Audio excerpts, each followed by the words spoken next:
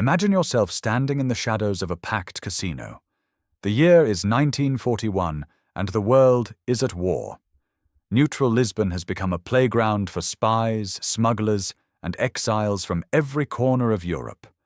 At the baccarat table sits a man who looks like he stepped out of a dream. Tailored suit, slicked back hair, a cigarette dangling from his lips. Women hang on his every word. Men watch him with a mixture of envy and suspicion. He opens a briefcase, and the room goes silent.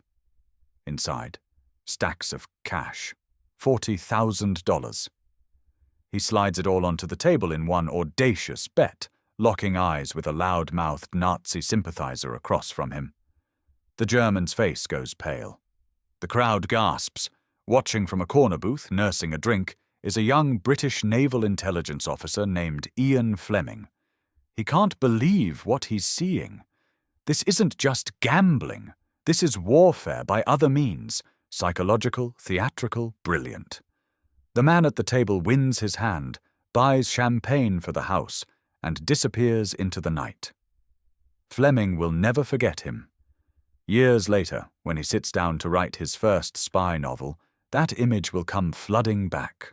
The cool confidence, the reckless charm, the ice-cold nerve. James Bond will be born from this moment. But here's the thing. The man at that table wasn't fictional. His name was Dušan Popov. Friends called him Duško, and his real life made Bond's adventures look tame by comparison. A triple agent who played the Nazis, the British, and even the Americans against each other. A man who tried to warn the United States about Pearl Harbor months before it happened, only to be ignored. A playboy who seduced his way across Europe while feeding fake intelligence to Hitler's war machine.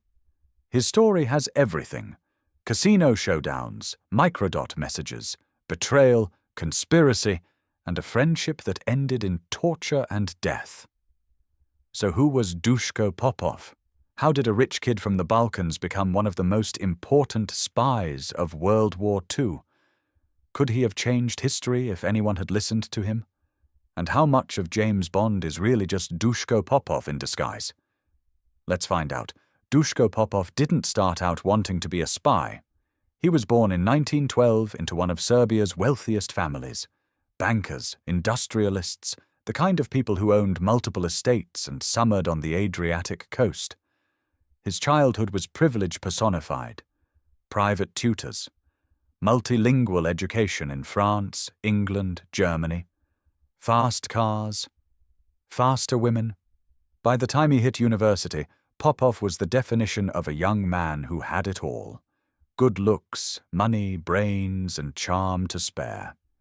He moved through Europe's elite circles like he owned them, drinking champagne at nightclubs, playing tennis with aristocrats, and leaving a trail of broken hearts in his wake. But underneath that playboy exterior was something sharper, something dangerous. Popov had principles. And in the 1930s, as Hitler rose to power and the Nazi ideology spread across Germany, those principles were put to the test. He was studying law at Freiburg University when he first encountered the ugliness of Nazism up close. Popov didn't just dislike what he saw, he actively fought it. In student debates, he ridiculed Nazi ideologues, tearing apart their arguments with the kind of sharp legal mind that made professors nervous. He even wrote articles for newspapers, openly mocking Hitler's regime. This wasn't quiet dissent. This was painting a target on his own back. And sure enough, in 1937, the Gestapo came for him. They arrested him on fabricated charges, communist sympathies they claimed, and threw him into a Freiburg prison cell.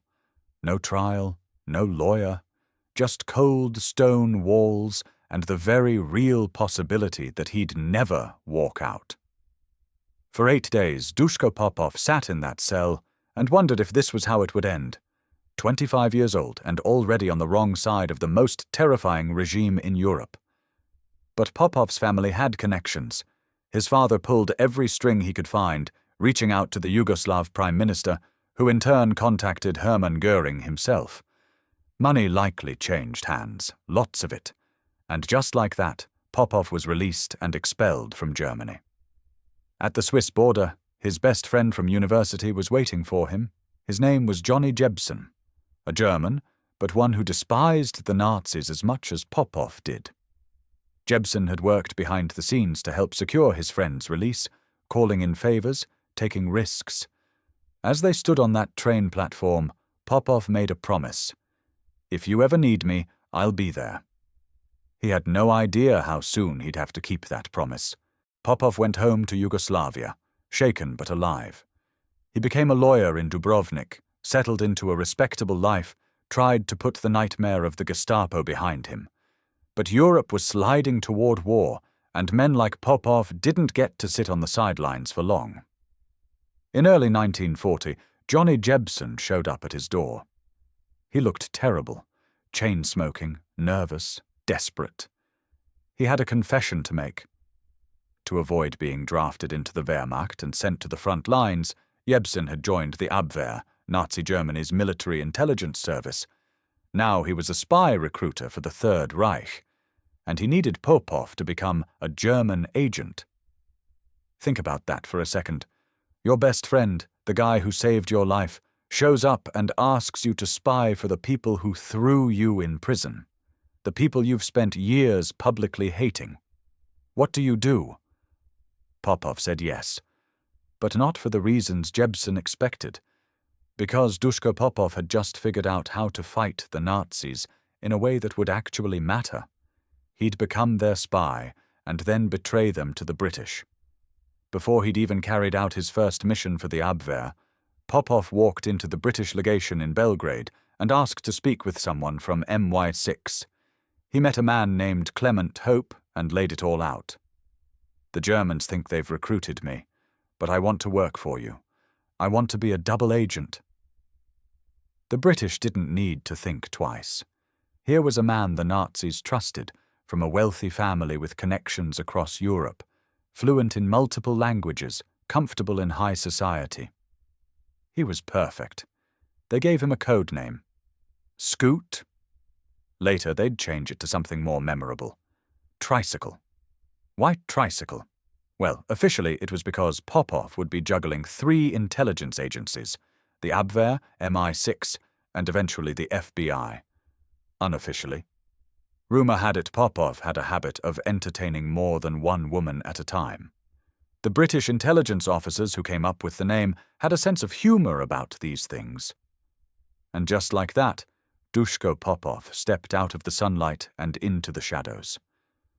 The playboy was now a spy, and the game was about to get deadly. The British intelligence services knew they'd struck gold with Popov. This wasn't just another informant passing along scraps of information. This was a man who could move freely between worlds, high society and the underworld, Allied territory and Axis-controlled Europe. The Nazis believed he was their asset. That made him invaluable.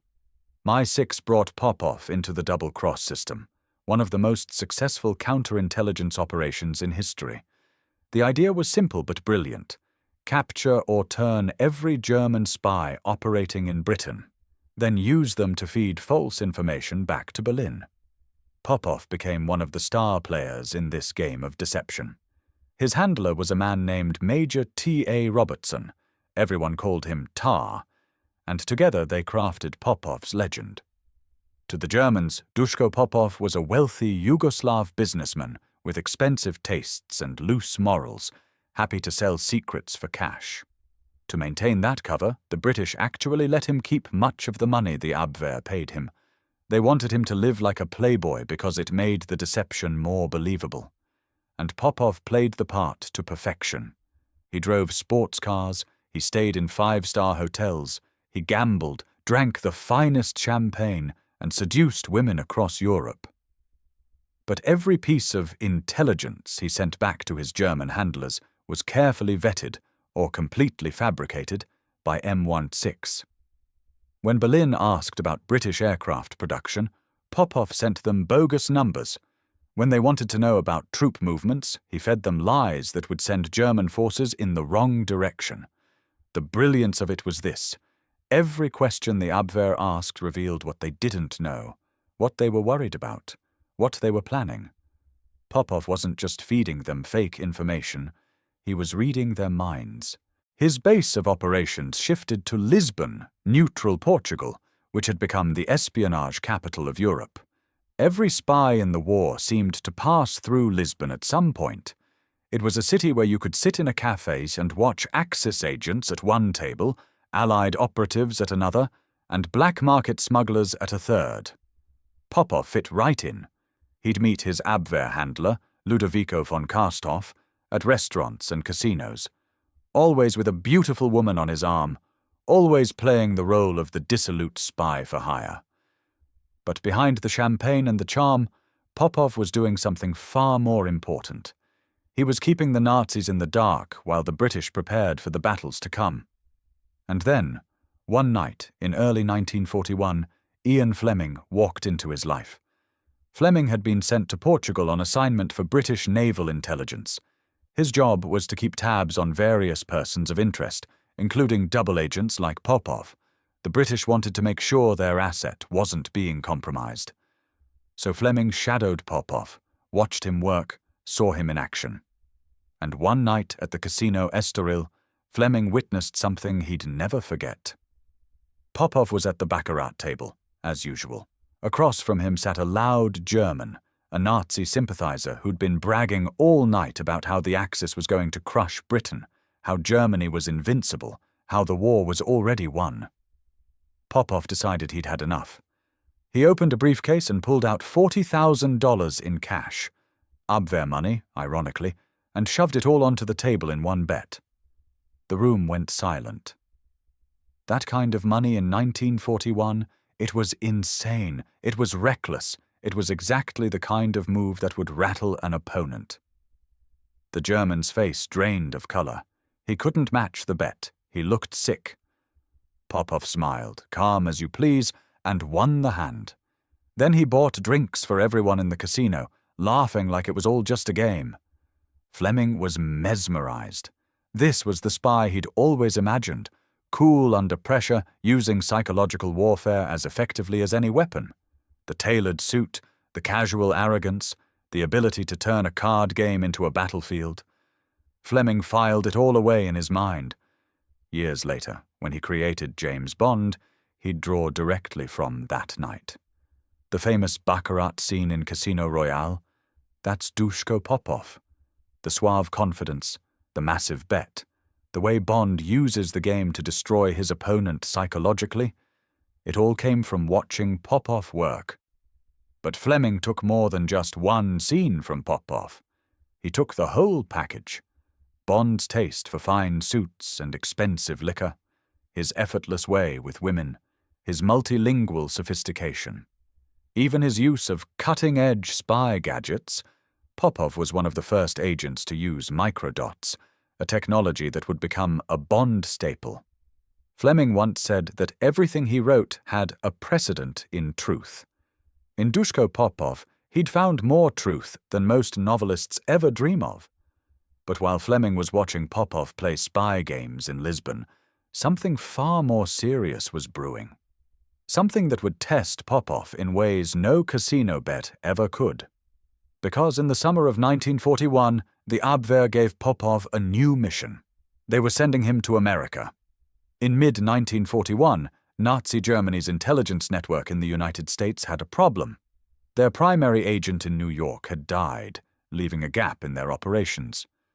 The Abwehr needed someone to go to America, set up a new spy ring, and gather intelligence on U.S. military capabilities. They chose Duško Popov. For Popov, this was huge.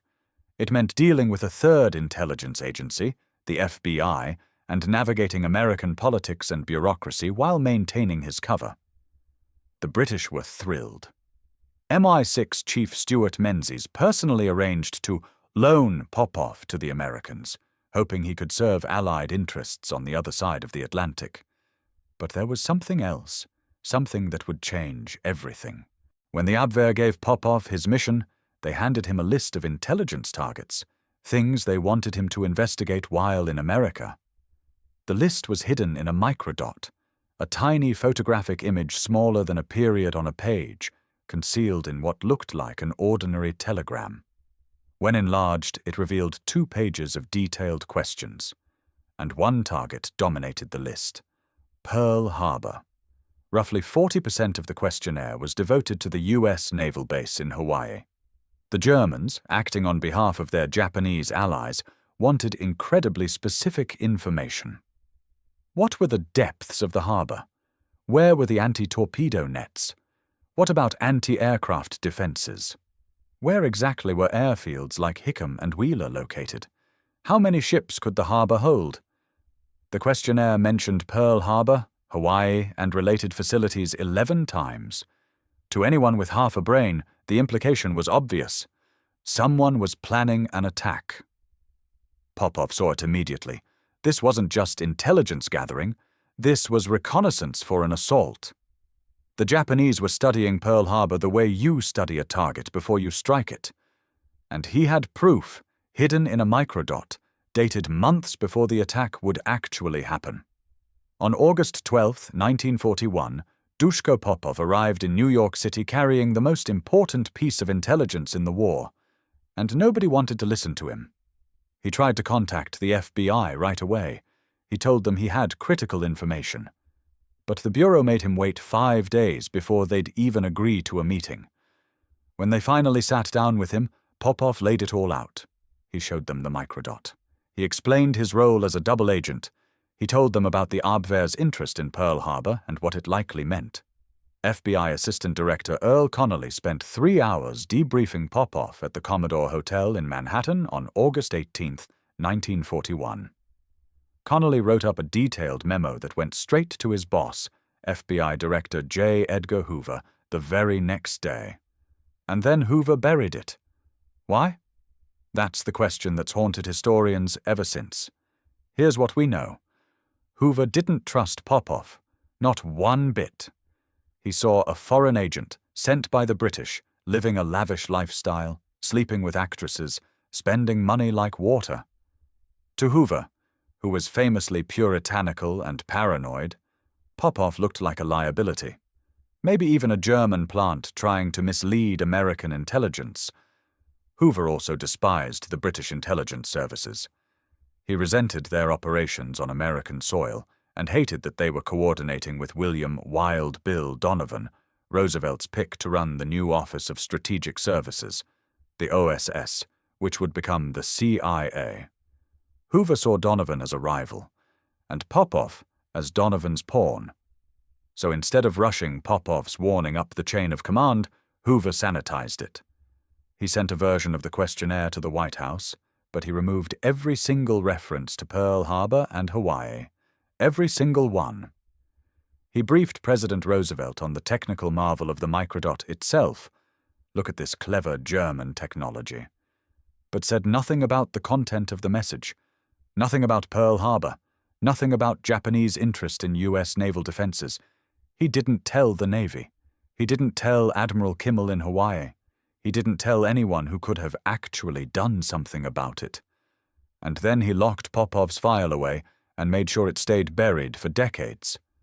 On December 7, 1941, Duško Popov was in Rio de Janeiro, Brazil, carrying out some meaningless assignment the Abwehr had given him.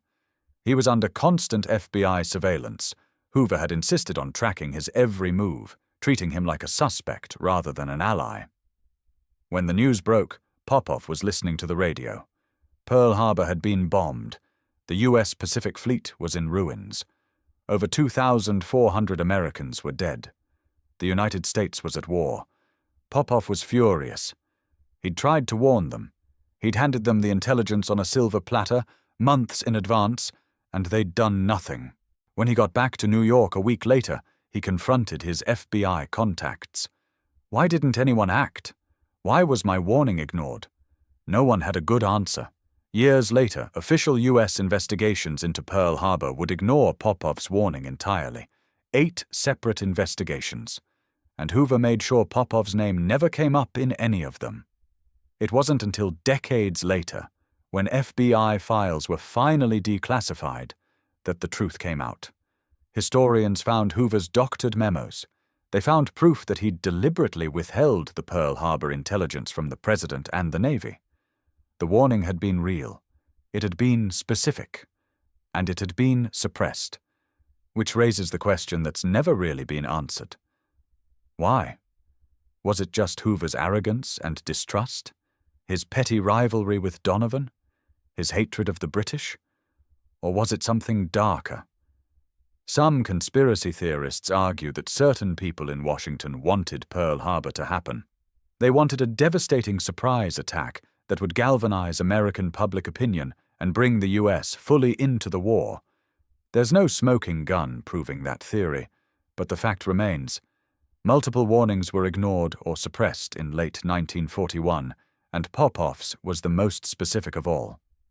Popov himself would later say, "Either Hoover did not report this fact to his superiors, or they, for reasons of their own, took no action." For reasons of their own. That phrase has fueled speculation ever since. What we know for certain is this. James Bond might save the day in fiction, but the real-life 007 couldn't cut through bureaucratic ego and political gamesmanship to save the Pacific Fleet. Duško Popov had tried to change history, and history had ignored him. And to make matters worse, Hoover wanted him gone. When the FBI discovered that Popov had taken a trip to Florida with a woman, one of his many romantic entanglements, Hoover threatened to charge him under the Mann Act, a law against transporting women across state lines for immoral purposes. It was petty, vindictive, and very typical of Hoover. In early 1942, Popov left the United States, his mission a failure, his faith in American intelligence shattered. But his war wasn't over, not by a long shot. After the disaster in America, British intelligence recalled Popov to London. If the FBI didn't want him, MI6 still did. But getting him back into the game required finesse. The Abwehr still believed Popov was their agent, but if they suspected he'd been compromised, they'd kill him without hesitation. So Popov devised a clever exit strategy. When he met his Abwehr handler von Karstoff in Lisbon on his way back to Europe, he didn't slink away in defeat. He went on the offensive. He berated von Karstoff, accusing him of providing inadequate support for the American mission. He played the outraged prima donna, complaining about money, about resources, about being hung out to dry. And then, with dramatic flair, he announced he was resigning as an agent. It was a dangerous bluff. Lesser agents had been executed for far less. But Popov sold it. He even brought a gift for von Karstoff's girlfriend as a peace offering. The German bought the story. Rather than suspecting betrayal, the Abwehr concluded that Popov was just a temperamental asset who needed better handling. And just like that, Popov slipped back into British hands without blowing his cover. Back in England, Popov resumed his work with the double-cross system. And as the war dragged on, his contributions became more and more critical. By 1944, the Allies were preparing for the largest amphibious invasion in history. D-Day. But the invasion would only succeed if the Germans were looking in the wrong direction. That's where Operation Fortitude came in, a massive deception campaign designed to convince Hitler that the Allies would land at Pas de Calais, not Normandy. Popov played a key role. Using his channel to the Abwehr, he fed the Germans detailed intelligence about a fictional army, the first U.S. Army group, supposedly commanded by General Patton, massing in southeast England for an assault on Calais. He sent reports about troop concentrations, tank divisions, supply depots, all carefully crafted by British deception planners. The Germans swallowed it. Even after the real invasion hit Normandy on June 6, 1944, German High Command kept significant forces waiting at Calais, convinced the Normandy landings were just a diversion. That miscalculation cost them dearly. It gave the Allies the breathing room they needed to establish a foothold in France. Thousands of lives were saved because German reinforcements were in the wrong place. Popov's deception had worked. But even in his moment of triumph, tragedy struck. In April 1944, just weeks before D-Day, Johnny Jebsen, Popov's best friend, the man who'd recruited him into espionage, the man who'd saved his life back in 1937, was kidnapped by the Gestapo in Lisbon. Jebsen had been working as a double agent too, secretly helping the Allies. But his cover had been blown. The Germans grabbed him, dragged him back to the Reich in chains, and threw him into a cell. When British intelligence found out, panic set in. Jebsen knew everything about Popov. If the Gestapo tortured him, and they would, he could expose the entire double-cross operation. WWII immediately halted Popov's transmissions. For weeks, Popov lived in fear, waiting for the knock on the door, waiting for the Abwehr to realize he was a traitor. But the knock never came. Somehow, despite being tortured, despite facing unimaginable horrors, Johnny Jebsen never gave up his friend. He stayed silent. He protected Popov even as the Nazis destroyed him. Jebsen was moved from prison to prison, eventually ending up in a concentration camp. In 1945, just before the war ended, he was executed. The Nazis made sure there'd be no record of it. He simply disappeared. When Popov found out, he was devastated. This was the man who'd started it all, who'd pulled him into the world of espionage, who'd risked everything to save him from the Gestapo back in 1937. And now he was gone, sacrificed for the mission, for the greater good. Some who knew Popov say he never really got over it. Despite all his successes, D-Day, Fortitude, the countless lives saved, he carried the guilt of Jebsen's death for the rest of his life. In quiet moments, he must have wondered, could I have done more? Should I have warned him earlier? Could I have saved him? But that's the brutal reality of espionage. Sometimes the good guys don't all make it home. Sometimes the price of victory is paid in the blood of friends. By the time the war ended in 1945, Duško Popov had accomplished more than most spies could dream of. He'd fooled the Nazi intelligence apparatus for years. He'd helped mislead Hitler about D-Day. He'd fed false information that saved countless Allied lives. He'd walked the tightrope between loyalty and deception without ever falling. But when the war ended, Popov's story didn't become public. It couldn't. Britain's Official Secrets Act bound him to silence. As far as the world knew, Duško Popov was just another émigré who'd settled in England, married, had kids, and gone into business. His children grew up not knowing that their father had been one of the most important spies of the war. His neighbors had no idea. The British quietly gave him the Order of the British Empire for his service, but the ceremony was classified. No press, no recognition, just a private acknowledgement that he'd done something extraordinary. Meanwhile, in 1953, Ian Fleming published a little novel called Casino Royale, introducing the world to a secret agent named James Bond. By the 1960s, Bond was a cultural phenomenon. The films made him a global icon, the suave, sophisticated spy who always got the girl, always beat the villain, always saved the world. Popov watched from the sidelines. He couldn't say anything, couldn't claim credit, couldn't tell anyone. That's me. That scene in the casino? That's what I actually did. But by the early 1970s, the British government started loosening its grip on wartime secrets. In 1972, MI5's former chief published a book about the double-cross system, revealing some of the double-agent operations for the first time. That opened the door. In 1974, Popov published his own memoir, Spy Counter-Spy. It was an instant sensation. Here, finally, was the real story.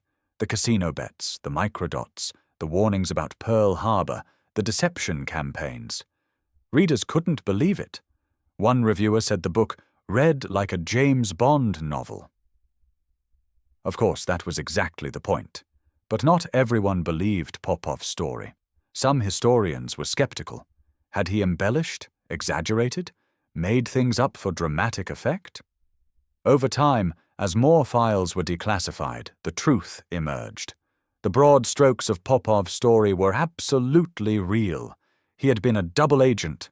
He had warned about Pearl Harbor. He had played a critical role in D-Day deception. MI6 documents confirmed it all.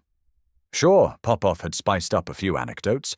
There's no evidence of the fistfight with a German agent in New York that he claimed happened, and historians debate whether he was actually ordered to go to Hawaii or just asked about it. But the core of his story, completely true. Popov died in 1981 at the age of 69, having lived just long enough to see himself recognized as one of the great spies of World War II.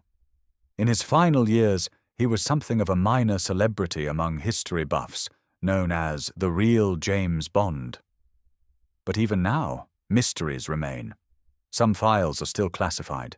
We don't know the full extent of what Popov passed to the Germans, or how much damage his false intelligence really did to the Nazi war effort.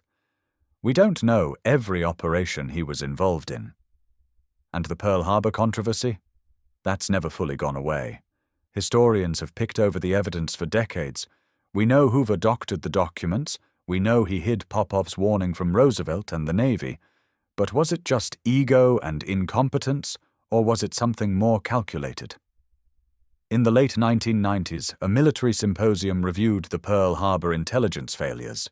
Their findings, kept classified until 2000, confirmed that Admiral Kimmel and General Short in Hawaii were denied vital information that was known in Washington before the attack. Popov's story became a cornerstone of that narrative. Proof that specific, detailed warnings had been suppressed. Today, no serious historian denies that Hoover screwed up, or worse. But the question of why, and whether higher-ups knowingly let the attack happen, remains one of the great unresolved debates of World War II. And then there's the question of James Bond himself. How much of 007 is really Duško Popov? Fleming always said Bond was a composite, drawn from multiple agents he'd known during the war. But Popov was clearly the template for Bond's style. The gambling, the womanizing, the sophistication, the psychological warfare. Even specific scenes, like the Baccarat game in Casino Royale, are lifted almost directly from Popov's life. But here's where it gets interesting. Fleming also said he toned down the truth in his novels because the real operations were too unbelievable for fiction. So what if there are real missions, real Popov missions encoded in Bond's adventures? Think about it. Goldfinger's plot involves Nazi gold smuggling, something Popov heard whispers about in Lisbon's underworld. From Russia with Love features a seductive double agent, exactly the kind of honey trap situation Popov navigated during the war. Even Bond's gadgets, like the microdot camera, were real tools Popov used. Could Fleming have buried hints of classified operations in his novels, disguised as fiction? It's tantalizing to think about. And we'll probably never know for sure, because the files that might tell us are still locked away. What we do know is this. Duško Popov lived a life that most of us can barely imagine. He walked the line between truth and lies every single day for years. He smiled at German officers while betraying them to the Allies. He charmed women and criminals and aristocrats, using every connection to advance his mission. He tried to warn America about Pearl Harbor and was ignored. He helped deceive Hitler and save thousands of lives on D-Day. And he watched his best friend die in a concentration camp, knowing that friend had stayed silent to protect him. Was he a hero? Absolutely. He risked his life again and again for the Allied cause, and his work genuinely changed the course of the war. Was he a pawn? Also yes. Intelligence agencies used him, manipulated him, and when he became inconvenient, like when Hoover didn't want to deal with him, they pushed him aside. He was a tool in a larger game, and sometimes tools get broken. Was he perfect? Not even close. He embellished his own story, played fast and loose with the truth when it suited him, and lived a lifestyle that made more than a few people uncomfortable. He wasn't a saint. He was a man, complicated, flawed, brilliant, and deeply human. And that's what makes his story so compelling. Because this wasn't James Bond, who always wins, who always gets away clean, whose victories are never bittersweet. This was a real person who saved lives and lost friends, who tried to prevent disasters and watched them happen anyway, who lived through things that would break most people and came out the other side still standing, still fighting, still believing it had all been worth it. There's one more image I want to leave you with. Picture Duško Popov in 1974, an old man now, sitting in his home in France. His memoir has just been published. For the first time in his life, he can talk openly about what he did during the war. The secrets he's carried for 3 decades are finally out in the open. Someone asks him if he's proud to be known as the inspiration for James Bond. And Popov smiles, that same charming, enigmatic smile he wore in the casino back in 1941, and says, "Bond was just a character. The real spies I knew were far more interesting." Maybe that's true. Or maybe Popov just understood something that the rest of us forget. The truth is always stranger than fiction. The real world is darker, messier, more complicated than any novel. And the real heroes? They're the ones who operate in the shadows, who take the risks no one will ever know about, who make the sacrifices that history barely remembers. Duško Popov was one of those heroes, the real 007. And his story, full of champagne and betrayal, of casinos and concentration camps, of warnings ignored and lives saved, deserves to be remembered. Because behind every legend there's a truth, and sometimes the truth is even better than the myth.